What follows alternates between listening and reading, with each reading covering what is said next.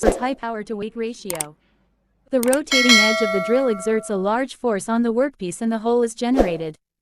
The fan in the setup is mounted onto the motor shaft for air regulation and cooling. The removal of metal in a drilling operation is by shearing and extrusion.